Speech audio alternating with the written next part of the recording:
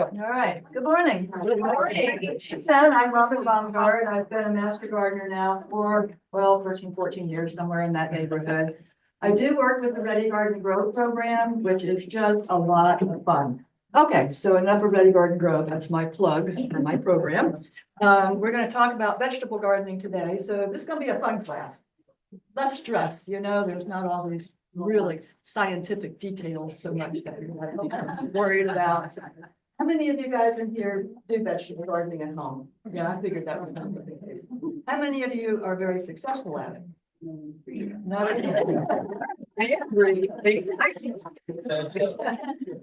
that's usually when we do the classes, that's usually about what we see. So I hope that you will have a couple of what I call aha moments. I actually got involved with the Master Gardener program via a class that was taught by Master Gardeners. I didn't know what a Master Gardener was, but I knew I was struggling with my vegetable garden, and I saw this class being taught in the library, and so I signed up for it. And I was wowed on a number of different levels, and so one thing led to another, and I became a Master Gardener. So let's go ahead and get into it. We're going to start with talking about planning your garden, because we want to make sure that we do our planning first, and some things that you want to be thinking about. So what are your goals? Are you just trying to grow a small garden for your family? Are you hoping to grow a garden that's going to supply your neighborhood? Are you hoping to grow a garden that's going to supply a community?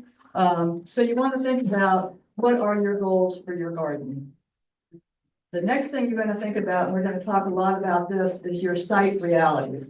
You might have aspiring dreams of pin raised beds, but if you don't have the site that's going to support that, then it's not going to work. So you're going to have to be very realistic about what your site realities are. And then how much time do you have? It does take time to vegetable garden. So start small and then see what's involved. Start with one raised bed perhaps. And then you can learn from that experience, and then you can start adding. So at one point I started with one raised bed, and I wound up with 10 by the time I was done. And 10 was a lot. So now there's a couple slides. This is one of them. If you remember nothing else out of this class, this is one of the slides that I want you to take home. Selecting a garden site is the most important thing that you're going to do in order to be successful. So, and the first item on that list is what? Sun, okay? You can't pretend, all right? People like to pretend. That tree is not really there. We want 6, 8, 10 hours of direct sunlight, particularly for your warm season vegetables. 6 is minimal, 8 to 10 is certainly better. Decent soil quality. We'll talk some more about that. Obviously here in this area, we have the wonderful clay soil, which is a curse and a blessing. And then you want to be close to a water source. Nobody wants to be lugging 2-gallon water pitchers across a half an acre of your backyard in the middle of August. It's just not going to work. You're not going to keep them. The plants are going to die. And then if you can, you want to make it accessible. Out of sight, what? Out of mind. Okay. So you want to be able to go take a peek at it every day, and where it's not becoming a burden. You want your vegetable garden to be fun, not a burden. Okay. So since sun is so important, how are we going to determine if we have enough sun? So this little chart is one way to do it. You can make a table, you can capture it in a drawing, you can take pictures, but the whole point is you want to go out and you want to, like at 10 o'clock in the morning, you've got some areas that you think might be appropriate for your garden. So you're going to go out and you're going to go out at 10 o'clock. What I do is I have a notebook and I have a square. And so I have divided my yard into areas, and I go look at 10 o'clock, and if it's the sun, I make a happy face sun. If it's shade, I shade it in. All right. So at the end of the day, you're going to go out. These times are kind of wonky, I think. You get the idea though, 8, 10, 4, and 6. I think I would be more inclined to go 8, 10, 4, 12, and 4, but whatever. The point is, you're going to go out every 2 or 3 hours and see where that sun is. You're going to color it in. So by the time you finish the day, you can look at this chart and go, oh, look at this. This is perfect. I have sun here for 8 solid hours. Over here, I have sun for 6. Okay, that's doable. But here are the 2 places where I have sun for 8 hours. So that's where I would want to site my vegetable garden. So it's easy to do. You can be creative. You want to do it for the spring and the summer. Why is that? Yeah, the sun is way down low in the wintertime and way up high in the summertime. Okay. Other things to think about, good drainage. You see that picture there? Okay, that's a big puddle of water. Where I thought I was going to put my vegetable garden in my new house, which I just moved into in June, I had it all mapped out and planned out, and then we had some really big rains. That's what it looked like. I was like, bummer. It was a perfect place, but nope. So actually what I'm gonna do is I put a whole bunch of mulch and I'm gonna put some raised beds in. But you don't want your vegetables sitting in a puddle of water. Nothing good happens from that. You want good air movement. You want good air movement because that helps stimulate growth. It helps keep the pests and the diseases away. So you don't want to tuck it in an enclosed little area. You want to think about previous uses of the land. A lot of the land here in this area was previously used for tobacco farming. So it's pretty rugged. And then of course, the other thing you want to think about is whether there are any contaminants. So lead paint becoming less and less of a concern, but if you happen to live in an older home where lead paint was used once upon a time, I don't think you want to site your vegetable garden next to your house. The other thing that's become increasingly popular is termite treatments. So apparently, I haven't done this yet, but apparently current termite treatments, they come and they put the pesticide along the side of the house. So if you're having that kind of treatment done, you don't want to put your vegetable garden by the house where that treatment is occurring.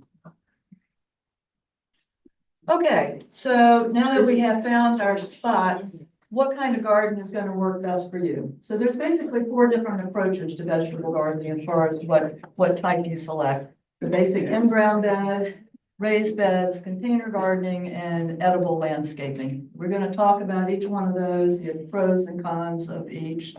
So in-ground beds, everybody knows what that is. It's just growing in the ground. The pros for that are it's obviously low cost.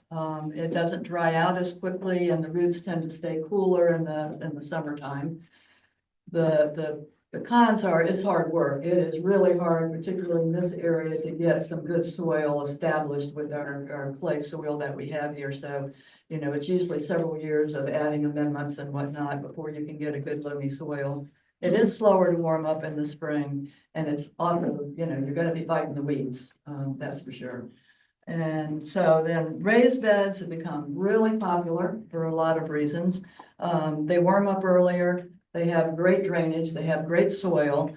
You're not going to be stepping in it, you know, which is a problem that people forget. You're never, ever allowed to step in your garden. Ever. That's not allowed. Because it just horribly compacts the soil, and that's what we're trying so hard to avoid. So raised beds, you're probably not going to be stepping in those, we hope. You can really densely plant them if you've got a high quality soil, and they look nice. And there's lots of different options for raised beds. Also, if you happen to be getting older and older like I am, it's really nice if you don't have to be down on your knees, if you can be doing something while you're standing up. Becoming increasingly more important in my life.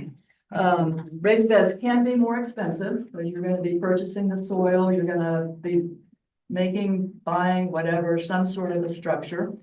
I really don't recommend too much doing them without some kind of a walls. I mean, it can be something very simple, but otherwise things have a tendency to want to wash. You know, we've been pretty dramatic rains in this area. We either have rain or drought, and when we get the rains, it's a total washout. And they do dry out faster, so they're going to require more watering than an in-ground bed. In-ground bed, you're probably going to get away with once a week if you do it correctly, but once we start getting into raised beds and containers, you're going to be out there almost every day. Containers also are a good solution for a number of different problems, balconies, porches, patios. If you don't have really a big enough area to make a garden, you can probably find several spots where you get that 6-8 hours of sun where you can put a container. So they do answer a lot of issues there. You can move them around if you don't plant them too heavily. They're pretty easy to maintain. Once again, no weeding. They will require a lot of watering. Some require more than others. We'll take a look, some types of pots are more porous than others. They dry out faster, so we'll talk about that. And edible landscaping, I just think this is fun. So edible landscaping is when you plant your vegetables amongst your ornamentals.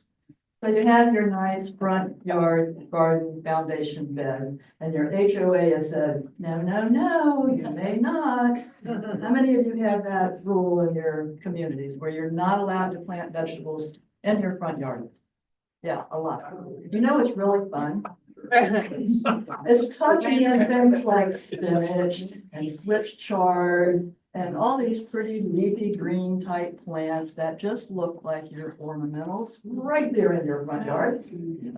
So you can do that, and we'll look at some other things later on this, but edible landscaping is kind of fun. It's a good way to, if you don't have a lot of extra room, it's a good way to maximize your yard. Okay, so if we're going to do an in-ground bed, you're going to mark your boundaries. You're going to remove the grass and weeds, which is no small chore. You are allowed one time and one time only. You may till your garden the very first year when you're building it. Thereafter, you may never till your garden again. Now, why is that, do you think? Destroys the soil, release carbon. I'm sorry? It releases carbon. You would release carbon, yes. It destroys the soil structure and all the microorganisms. Thank you. Perfect.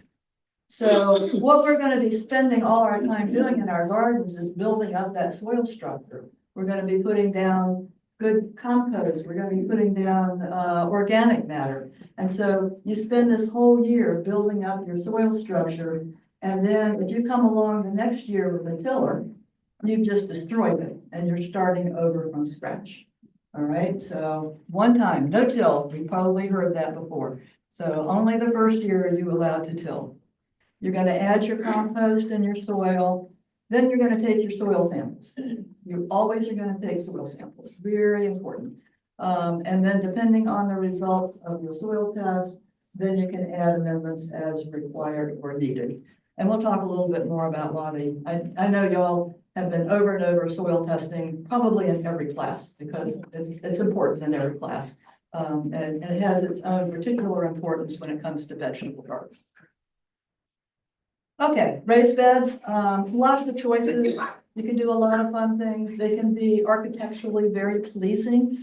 You can build your own, you can buy them, you can get creative, you can go on the internet. There's lots of different options out there for raised beds. So your basic steps here, if you are just going to build a raised bed on top of, because your soil is just beyond hope.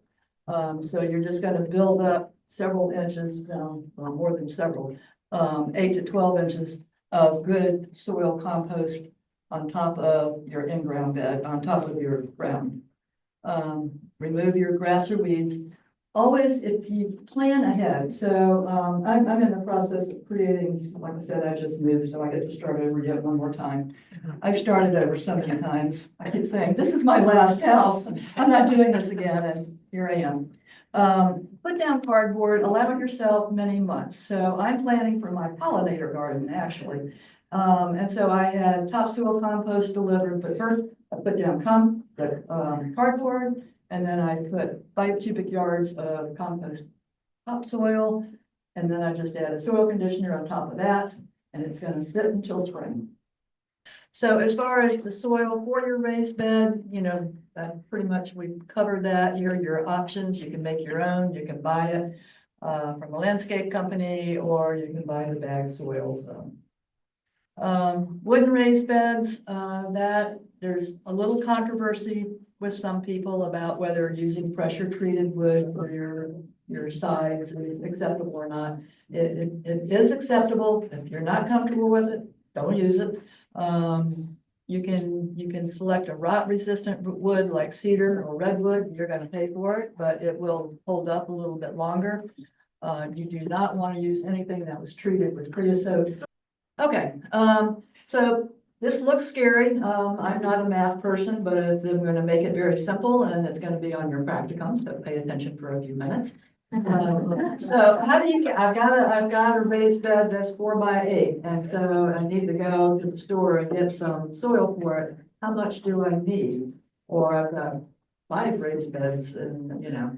So what you're gonna do first is just simply compute the volume, all right? And all that is width times length times height. That's all it is. So if your bed is 4x8 and you want 8 inches of soil, you're just going to multiply those 3 numbers and you're going to come up with an answer.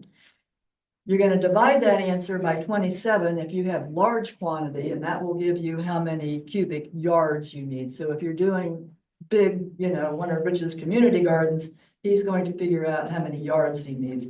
If you're doing one small bed, you're going to multiply it times 25.7, and that's going to give you how many quarts you need. And so usually when you go to the big box store, those bags come in number of quarts. Okay, so that's all it is. It's not scary. Okay. Yes. Okay, so let's move on to container gardening. Like I said, it's a solution for people that don't have either a big yard or they have a balcony. There's lots of different kinds of containers. I believe you have a whole chapter here on container gardening in the book, so I'm not going to spend a lot of time on this. Different types of containers are going to either maintain your water better than others. More porous containers like ceramic or terracotta, you're going to have to water more often. Lighter containers are going to not hold the heat so much, which is better in the summertime. And of course, the most important that everybody in this room knows is every container must have Drainage. drainage. Yay, okay. Just a couple of suggestions there for how big your container needs to be for certain vegetables. I will say, if you haven't tried the grow bags, I've had great luck and great fun with grow bags. And like last summer, I had just moved into my house, so I didn't have any gardens established. So I grew everything in grow bags, and I had really good luck with them. Are y'all familiar with grow bags? Yeah. Okay. All right. Okay, edible landscaping. I'm going to recommend these 2 books.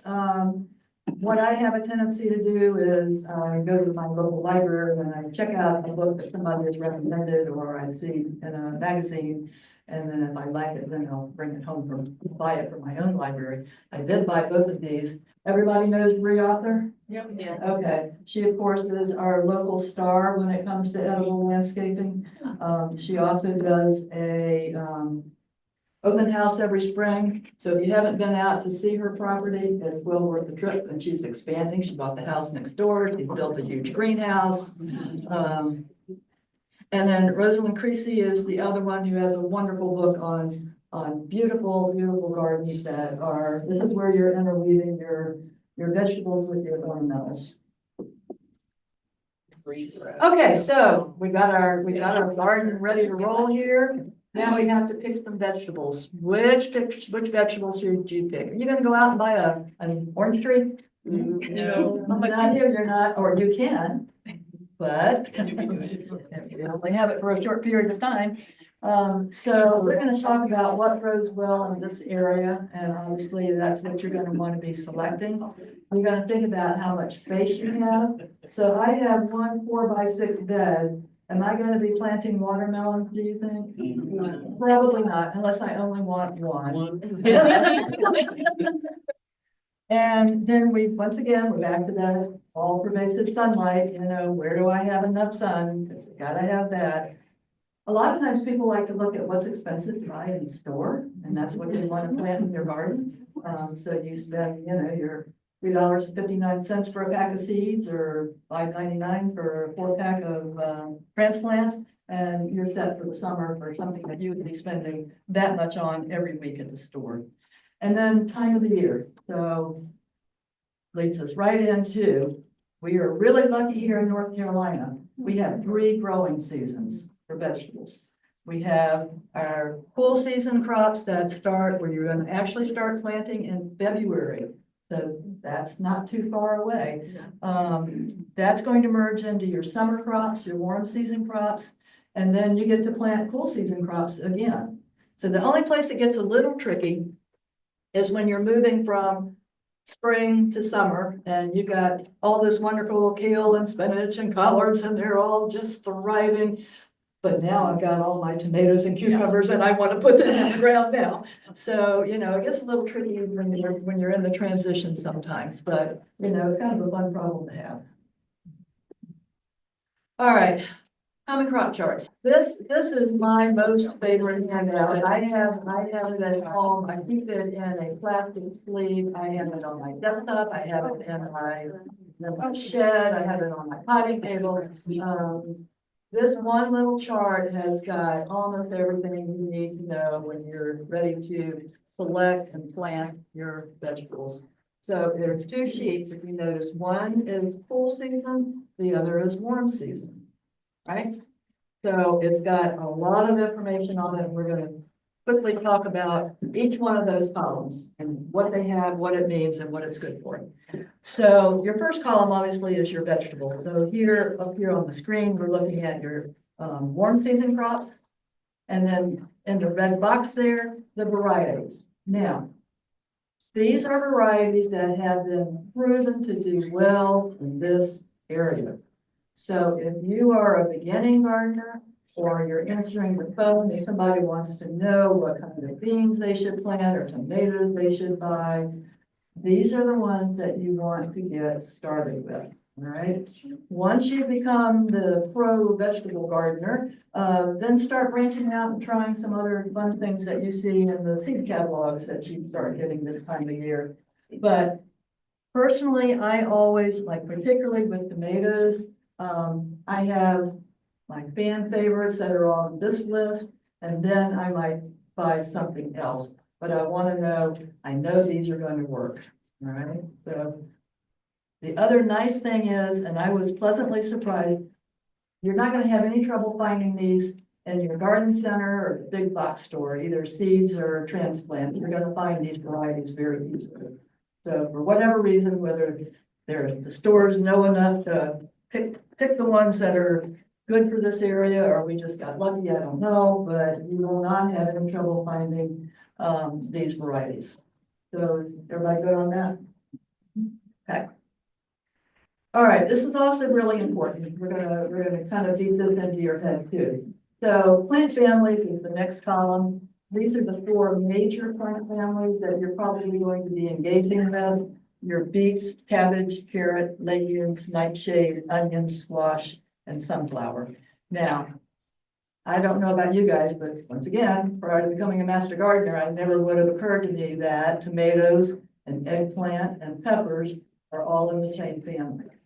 They don't seem even remotely related to me, but they are. They're all in the nightshade family. So that's going to be very important when we start talking about crop rotation. Also up in the top corner are the other families that you're going to encounter. Mallow. Does anybody know what fairly common vegetable is in the mallow family? Okra, exactly. I don't like okra, but I grow it because the plant's so pretty. It's absolutely a gorgeous plant. And then I just give the okra away. Okay, so we're going to see why this is important and how we're going to incorporate this into our planning. All right, so like I said, you've got warm season vegetables and cool season vegetables. The planting window is the next column on your sheet there. The nice thing about this one is, this is warm season. It's going to tell you when you should be out there starting to plant.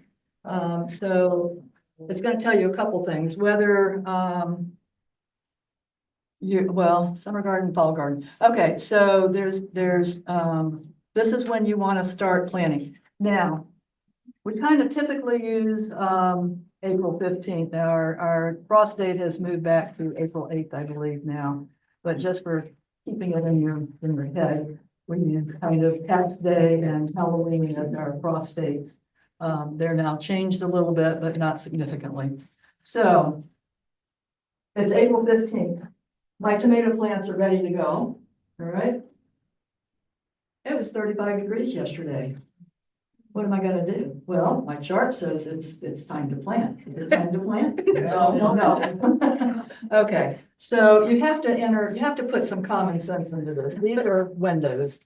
And it gives you a pretty wide window. So it's got early, and then you can see you can push it as late as, June or July in some cases.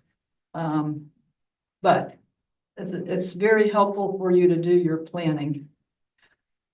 The cool season crops have both spring and fall gardening planting windows because you get to plant twice. There are a couple, mainly your peas and your potatoes that only like to be planted in the spring. Now, I know everybody wants to try to plant them in the fall, and you can give it a try. Probably not be quite as successful, but it's always worth a try. Okay, so the other thing I would recommend too, as far as your planting windows, particularly in the summertime, is to invest in a soil thermometer. They're not expensive. You want to be looking for 65 degrees before you put those tomatoes, peppers, and cucumbers into the ground. So once you're at 65, you're good to go. I usually wait till about June 1st before I start. I don't know, what do you do, Rich? I tend to want to wait until around June 1st, unless we've had a really mild winter before I start planting out my tomatoes particularly. Yeah, so those are things to think about. So our next two columns, seed or transplant, and you will see that there are some things that they're going to tell you can only grow from seed. Beans being one of the more obvious ones, corn, peas, pumpkins. Your larger seeds, you're usually going to plant from seeds. They're so easy, you don't need to be spending extra money on transplants. Your root vegetables, no, we don't. Your root vegetables, you have to plant from seed. Think about going any other place. The other ones you can either plant from seed or transplant. And once again, it really kind of depends on your level of experience. If you're a novice beginning gardener, then transplants are a good idea because they've done the hard work of getting them germinated and ready to be put in the soil. I start a lot of things from seeds now, but I've got the whole shoot match of, the grow lights and the peat mats. And you really have to have that, particularly if you're going to try to grow tomatoes from seeds inside. Okay, so the next column, days to maturity. The two main reasons this is really important. So when you set out your, particularly if you're doing seeds, but even if you're doing transplant, it's good to kind of know when you should expect to be able to start harvesting. And a lot of people I know, and I know Rich has seen this in community gardens, and I'm sure we've all seen it at home when we missed that one zucchini. And so it's, 3 feet.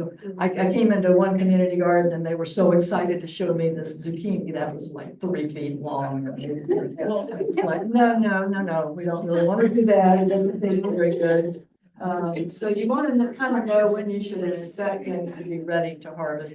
And you also want to make sure that there's enough of the growing season left for that particular vegetable to make it to maturity. How much space? Another very, very important detail here. So you go down to your garden center and you pick up this 4-pack of Better Boy vegetables, and they're in this cute little thing like this, right? And so you go home, and once again, typical mistake I made before I learned, and you go bloop, bloop, bloop, bloop, having no idea that these things were going to be taller than me and this wide. All right. So the footprint is going to give you how much space you need for each one of these vegetables. Now, the footprints that we're going to be using in this chart are really based on raised bed intensive planting. So if you're doing these in the ground, you're going to probably need to allow a little more room than what we're saying. But if you're doing the raised beds, then you can put in a lot more into a smaller area.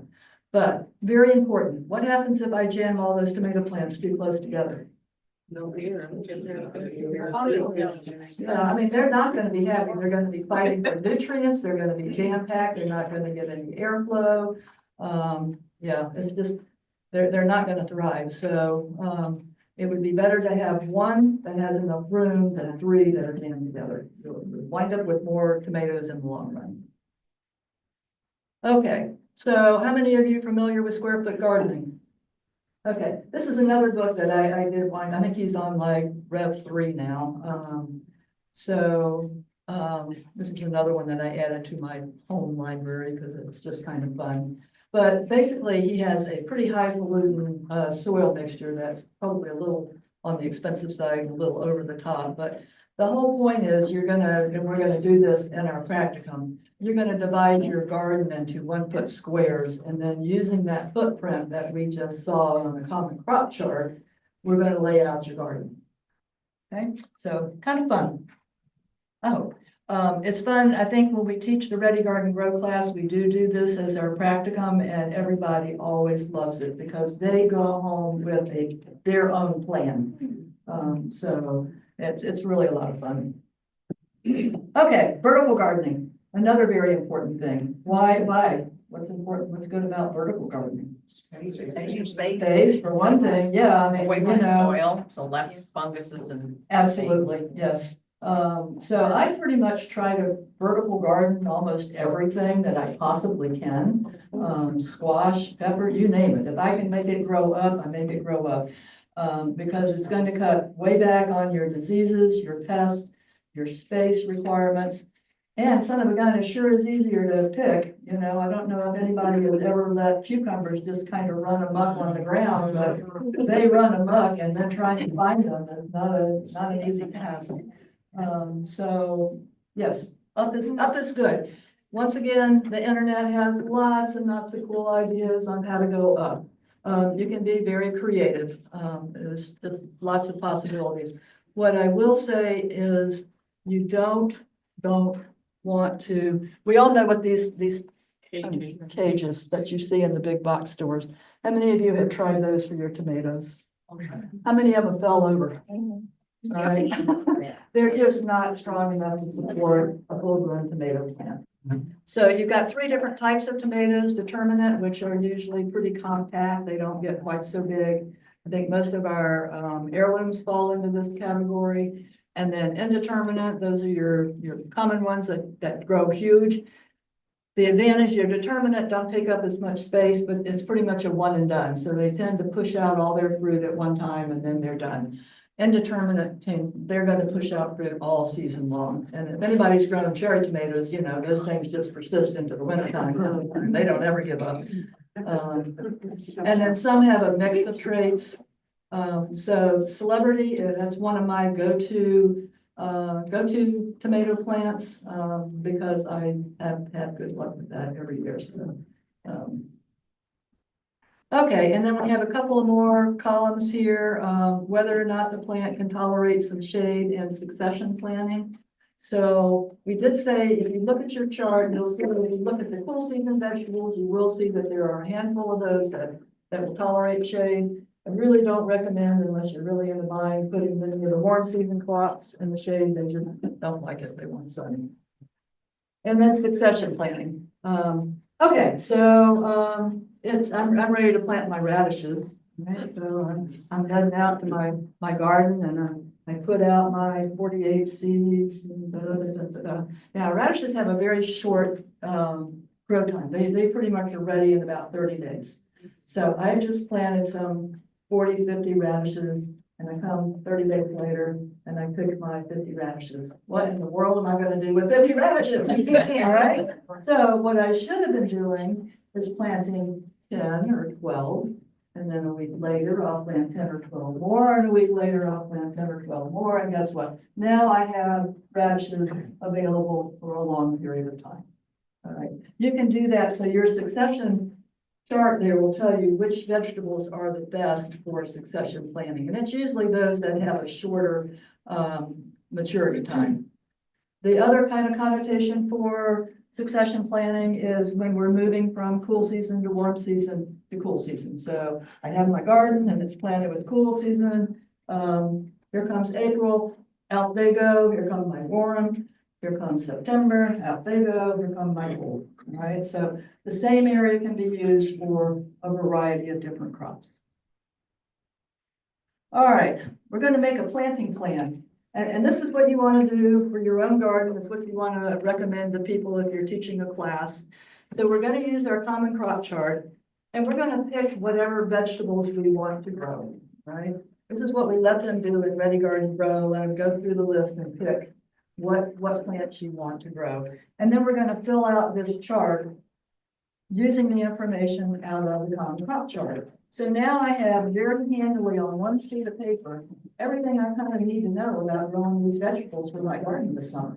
You know, not thumbing through all kinds of packages and papers and references, it's all right here on one piece of paper. And then we're going to lay it out. So I'm going to make a chart. If I'm doing a 4x8 or 4x6 or whatever I'm doing, I'm going to draw it out on a piece of paper.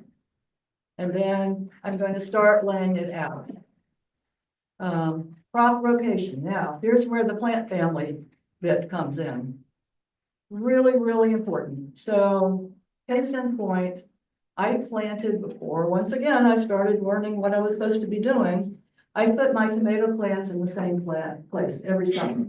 All right. And the first summer I had a wonderful, wonderful crop of tomatoes. And the second summer it was still pretty good. The third summer it was really not so good. And now the fourth summer it's like, what happened here? It was so good before. Because I'm planting them in the same place year after year. They are subject to the same diseases and pests and pulling the same nutrients out of the soil. And so they just get tired. It just doesn't work. So plant rotation is very, very important. It's hard, and we know it's hard when you got just maybe if you only have one raised bed, it can be a challenge. But what we're going to do to make it a little easier is we're going to group our plantings by family. So if we assume that A is the nightshade family and B is legumes and C is something else. So year one, you can see where I've got them in my raised bed. Year two, I'm shifting everything down. All right, so even though it may not be a huge difference, it's still the best you can do if you only have one raised bed. Obviously, the more raised beds you have, the easier this gets, because you can plant your nightshade in one raised bed and your legumes in another and your squash in another, and then you just rotate through. Okay, so now we're going to create a planting map, and I've selected some of your more commonly used veggies, tomatoes, peppers, squash, cucumbers, bush beans, and then just a handful of some other fun things. And then at the bottom, we have zinnias, I'm not sure, zinnias, marigolds, nasturtiums, marigolds and nasturtiums, I think I would pick over zinnias. But why am I putting flowers in my vegetable gardens? Pollinators, yeah. Yes, and yes, nasturtiums are edible, exactly right. And they're pretty. And they're pretty, yeah, I mean, they got the whole package. Yeah, like So, yeah, no pollinators, no veggies, it's that simple. You can, I have done this in the past, and that's just, if you're really limited, you know, you don't want to use that 4x8 space. If you have the opportunity to plant around your raised bed with your veggies, whether it's in a container or whatever, then just make sure you got those flowers close by. So, we're going to start. All right, so my tomatoes need how much? 2 feet. 2 feet, yeah, we're always gonna go with the bigger numbers. I just think it's better. So that means how many of these squares? 4. 4, all right. So 2 feet, and so each one of those squares is 12 inches. So 12, 12, 12, 12. So my tomatoes are gonna take 4 squares. All right, my peppers are gonna take 1 square. My cucumbers are gonna take, assuming they're growing up, all right. Bush beans, you can jam pack those little guys in. All right, and then we're just gonna tuck in our herbs and flowers. So, oh, on it. All right, so here I put in my tomatoes. You can see they've each got their 4 squares. My peppers, I was able to put 1 pepper in each square. Then I'm gonna put in my squash now. How many of you grown squash? And then your cucumbers, once again, must be trellised. And then I can pack in my bush beans and then put in some herbs and flowers. So we've got our garden all laid out. You know what we want to do. What's the next step? Now we're going to prepare it for planting. Now, I think everybody has seen this chart. Y'all had a whole chapter on soil, so I'm going to go quickly over this, and Rich is going to talk about it a little longer. But you know, here in the triangle, we live in the clay part of this triangle, and our goal is to get down to the loamy part of the triangle. So what's the best way we're gonna use, what are we gonna use to get there? Compost. Compost, okay, you know. All right, until you start trying to dig, but, okay, and also, everybody knows how to take a soil sample, right? Yeah. Yes, we had that pounded in. Soil report, now, why is the soil report so important for vegetables? There's one or two, all of the items on here are important, but there is one that is more important than the rest. pH, all right? You can see that veggies like a pH between 6.2 and 6.7. A little bit on the acidic side, which is kind of good because our soils here are naturally acidic. If you are way above or way below, I'll come back to that one. What's going to happen is it doesn't matter how good your soil is, if your pH is all whacked out, it's not there. Your plants are not going to be able to access the nutrients. It's just that's going to be stuck in the soil. All right. So pH for veggies is extremely important. So let's go back here a minute. All right, and then we have actually, interestingly enough, this report is for the Juniper Level Botanical Garden, and the soil was provided by Tony Avon. So that should tell you why the soil is pretty close to perfect. Rarely will you get a soil test report that is this good, unless you get your soil from Tony Avon. Okay, down here you have some of your trace chemicals.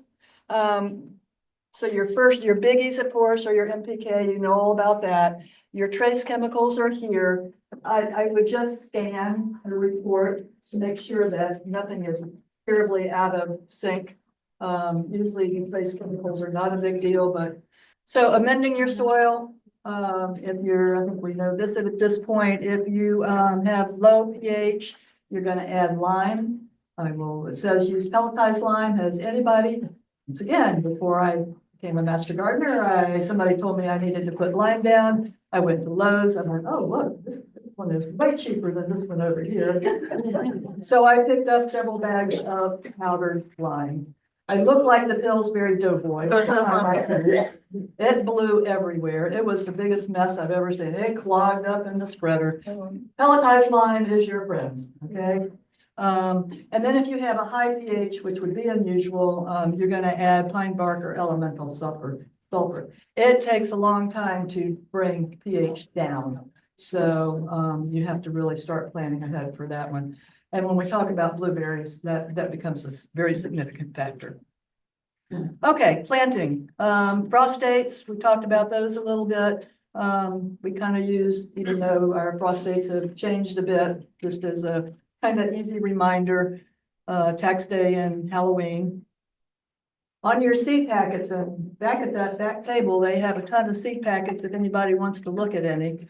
So if you're growing, it says use fresh seeds. It's always a good idea, but seeds can be stored for several years. I keep mine in a Tupperware container in the refrigerator. So you can't just leave them in the shed. I wouldn't like that a whole lot, but if you kind of take care of them, they're usually good for a couple, 2-3 years.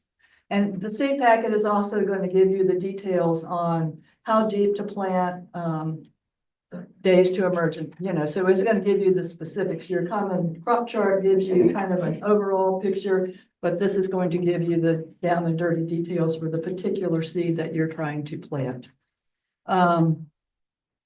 So planting, you always want to plant in moist, not wet soil. You're going to use the, usually the rule of thumb is 1 to 2 times the seed's greatest diameter. Now, we just had an interesting email exchange on lettuce seeds. Has anybody planted? Y'all have probably planted lettuce.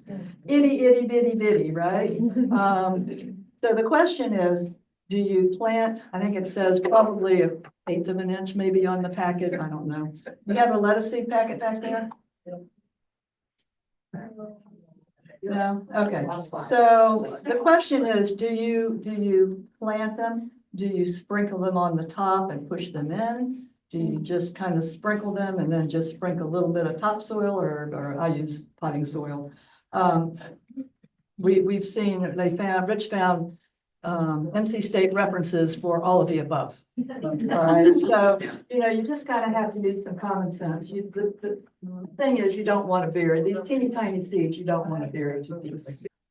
Okay, all right, so there's different planting techniques depending on what kind of seeds you're dealing with. I think y'all are familiar with this, but the row planting is the easiest, the most common. Just take your finger, I like to use chopsticks to make my little indentations. It makes a great little nibble tool. Hilling is kind of what you're going to be doing with these teeny tiny seeds, drilling with it your bigger seeds, and then hilling. That's a good way to grow your squash and your zucchini, as you just kind of build up a mound and you put them in. Okay, thinning, really, really important. And you probably are going to have to thin more with your smaller seeds because they're really hard to plant, giving the proper spacing. The most important detail here is do not pull things out. Get your little teeny tiny scissors and clip at the soil line for the ones that you need to pull out. Depending what you're pulling out, you can throw them in a salad. But yeah, you can see how he's got some scissors. You want to make sure they have their first 1 or 2 sets of true leaves before you start thinning. Selecting transplants. So it's so tempting. People go into the store and they go, wow, look at that tomato plant. It's already got tomatoes on it. I want that one. All right. No, you don't. You do not. And this is true of anything you buy from your garden center, whether it's a flower or perennial or whatever. You do not want to pick the one that is already flowering and fruiting. Why is that? It's putting the energy into the flower and everything. Exactly. So what we want that plant to do is to put all of its energy into developing the roots. So if it's already got flowers or fruit, it's putting all of its energy into fruiting and flowering. And then it's got to use its leftover energy for roots. All right. So try to pick the ones that don't have any flowers or fruit. Obviously you don't want to pick one that looks like it's got a disease, or if it's got bugs running all over it, leave it in the store. If you can kind of gently take it out of the pot to see if it's horribly root bound or not. I mean, if it's root bound, you can deal with it, but if it's not, it's better if it's not root bound. Planting, you're going to plant once again in moist soil. The key takeaway here, do not yank it out by the stems. The tendency is you got this plant, it's in a pot, right? Don't want to do that. The stem is the most fragile part of that plant. So if you're pulling on anything, you'd be pulling a little bit on leaves, but never on stems. But you just want to turn your pot over and kind of squish it until it kind of comes out. And you want to plant at the level that it was planted at in the pot. If you have those peat or fiber pots, they say that you can just go ahead and plant the whole pot into the ground. Personally, I have trouble doing that. At a minimum, I would rip the bottom off, so I feel like the guy's got a half a chance of getting those roots going without having to fight through a peat pot. But I usually just peel the whole pot off. If you do plant it in the ground, the whole thing, whatever you do, make sure that the whole thing is in the ground covered, because if any of it is sticking up, it's going to cause wicking and it will dry out like all the time. All right, so tomatoes. Planting tomatoes is different. Normally we tell you to plant at the level of the pot that the plant is in. With tomatoes, not so much. So we're going to strip all the leaves but the top 2 or 3 sets of leaves. So I've now got a stem, just a bare stem. Now here was my leap of faith. So sitting in a Ready Garden Grow class, one of our instructors said, now you want to kind of build a furrow, and after you strip the leaves, and you want to lay your tomato plants down, your stem down horizontally, and very gently move the top of it up, and then kind of bank your soil around it, all right? And I went, you have got to be kidding me. But I thought, what the heck? I was ensured that this was the way to go. Why is that such a good way to go? And it is, by the way. Creates roots. It creates roots. Yes, they are adventitious. You can see all the adventitious roots on this. So when you have that much contact with the ground, you're going to get a really solid root system. So great way to plant your tomatoes. Okay, planting tips. I think we all know you want to clean, if this is a repeat garden, make sure you have cleaned up all your mess from the year before, because that could be harboring all kinds of pests and diseases. I know cherry tomatoes are the worst to clean up because they just seem to spew everywhere. And you don't have to worry too much about crop rotation between the cool and warm season vegetables, because I don't think there's any overlap in families at all there, that is at least helpful. Whatever you do after you plant, you want to mulch for the usual reasons, it keeps the moisture in and the weeds out. Okay, watering, we know that's important. If it's an in-ground bed, usually 1 inch. What's important about watering, particularly in-ground beds, is you want to water less frequently but deeply. You can get like a little tuna fish can or something to give you an idea. It takes a long time to put an inch of water down, longer than you think. So, but it's better to do it once a week with a good solid soaking than it is going out there every afternoon, and because all that does is create shallow roots. Okay, a drip it, if you can do drip irrigation, that is the way to go for sure. And you don't ever want to water overhead. I think you guys know that. Rich is going to go into most of the detail on IPM. Once again, you also have a whole chapter on IPM. We all know how important this is. Prevention is the first and best control, and you want to work your way from cultural. You want to try to avoid chemical at all costs. But Rich is going to go into some more detail on this. So I just gave you a couple of the fan favorites here. Probably if you've grown tomatoes, you've seen blossom and rot. That was real kind of weird. Last year, I had like, I don't know, 8 tomato plants and only 1 got blossom and rot. And they got it really badly, every single tomato. It was a new variety I was trying, so that one's off my list now. But most of the time, it's really caused by uneven watering. And, it's up to Mother Nature if she's going to cooperate. If she's going to dump 4 days of solid rain and then decide to drought for 2 weeks, that's going to lead to more instances of root rot. And then you have early blight and light blight. You see that on the leaves with the brown spots with the yellow halo. Anybody who's grown cucumbers or squash, you're going to fight with this one. So it's, our weather here is humid, and the mildews definitely like the humidity, and you try to stay on top of it and stay ahead of it. You're going to have much better luck. So I think this is just the coolest critter. I don't like the fact that he can just totally devastate a tomato plant in 1 day. And they can. I went out, I planted my tomatoes in grow bags in my new house. And I trucked out for my daily check, and that plant was stripped.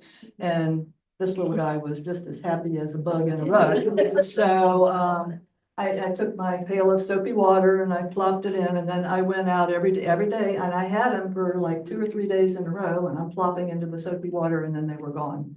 My grandkids kept these. I had to feed them. They were, two boys at that age where they loved bugs, and they just thought this guy was too cool.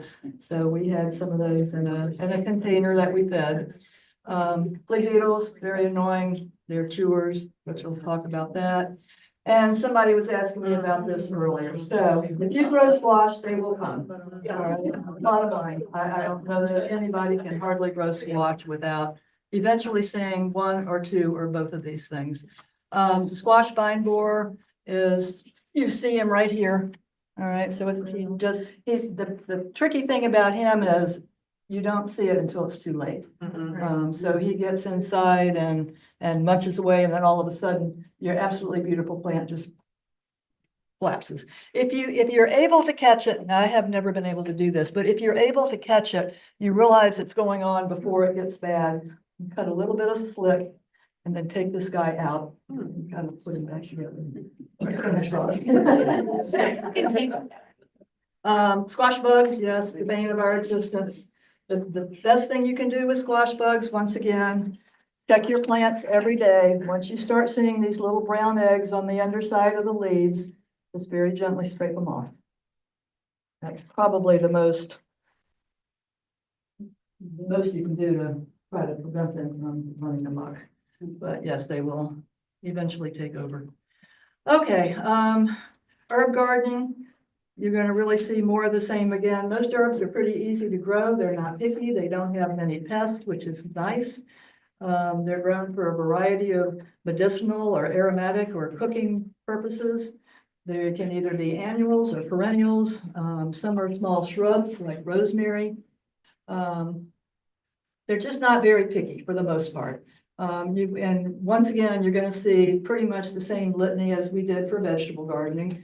You're going to plant them in average soil. You're going to create a site that has your 6 hours of sun. You don't want standing water. You're going to not use fertilizers very much with herbs. And your well-drained soil is once again going to have a pH between 6 and 7.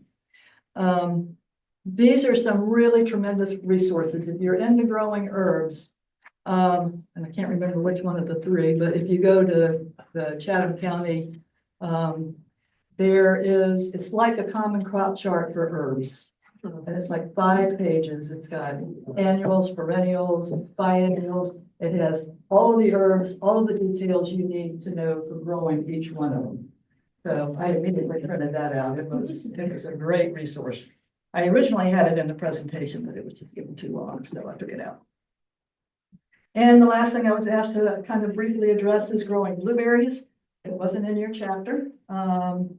But we all know the biggest thing with blueberries is that very low pH that you've got to have to grow them. So they want a pH of around 4 to 5. That's really low. So if you want to grow blueberries, you want to start amending that soil way ahead of time because it is hard to drop pH in soil. We said earlier, aluminum sulfate is probably your best bet, and you're going to have to do it over a period of several months. And this area, rabbit eye, is the one that is primarily recommended for our area. So organic matter they like, you're going to add the pine bark, peat moss. Once again, good drainage. And you can overhead irrigate if you're got a frost protection issue, but otherwise you're going to do your drip type irrigation. And let me go back. Now I stole this. So when Deanna asked me to add blueberries to my charts, fortunately, somebody was smiling on me and I got this notification from one of the organizations that said, we have a seminar coming up with Bill Klein on blueberries. How perfect is this? Now, Bill Klein is kind of the Mr. Blueberry man of NC State. So he's got a lot of, if you go online and look up Bill Klein or NC State blueberries, everything you find is going to be by him. He had an excellent presentation that you can download that really gets down to the nitty-gritty of growing blueberries. So I just stole a few of his slides to give you an overview, but then if you're interested in it, I would highly recommend you go check out his website. So basically, you're going to once again select the well-drained site and full sun. You're going to avoid clay soils. Okay. Yeah, sure. You're going to acidify the soil. At least you're starting usually with a lower acidity here, but not low enough. You're going to get your soil tested.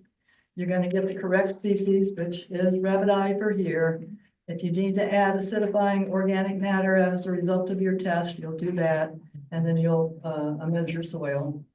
You want to plant dormant bushes in raised beds in February to March. So if you want to do blueberries, you got to start thinking about that and getting your beds established for that, or containers. Blueberries do pretty well in containers, and it's a lot easier to get that pH at a level and your amendments at a level in a container than it is in the soil.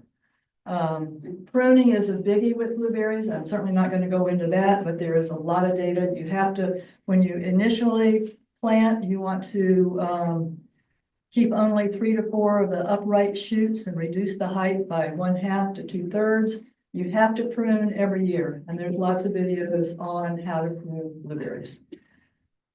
And the always tough thing to do at the initial planting, you have to remove all the flower buds because, again, you want that plant to establish roots and not be trying to grow blueberries with flowers. Maintain a weed and grass-free zone around each plant. and put down your mulch each year.